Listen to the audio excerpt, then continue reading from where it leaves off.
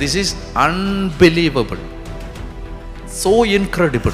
മാതാപിതാക്കന്മാർ അത്ഭുതപ്പെട്ടു. കാരണം എഴുതാനും വായിക്കാൻ ഈ കുട്ടിക്കും മലയാളം അറിയില്ല, എഴുതാൻ പഠിപ്പിച്ചിട്ടുമില്ല, പക്ഷെ മലയാളത്തിൽ എഴുതിയിരിക്കുന്നു. പിന്നെ ഇവൻ ബൈബിൾ എടുത്ത് എപ്പോഴും ഇങ്ങനെ ഇടത്തെ കയ്യിൽ ബൈബിൾ എടുത്ത് തുറന്ന് പിടിച്ചുകൊണ്ടിരിക്കും. മലയാളം ബൈബിൾ. വലത്തെ കയ്യിൽ എന്തെങ്കിലുമൊക്കെ കാണും, ഇടത്തെ കയ്യിൽ എപ്പോഴും. ഇപ്പം നിങ്ങൾ കാണുമ്പോഴേ കുട്ടി ഇങ്ങനെ തന്നെയാണ്, ഇങ്ങനെ പിടിച്ചോണ്ടിരിക്കും. ചുരുക്കി ഞാൻ പറയാം, ഉൽപ്പത്തി മുതൽ വെളിപാട് വരെയുള്ള മുഴുവൻ വചനങ്ങളും ഈ ഓട്ടിസ്റ്റിക്കായ കുട്ടിക്ക് കാണാപ്പാടമായി.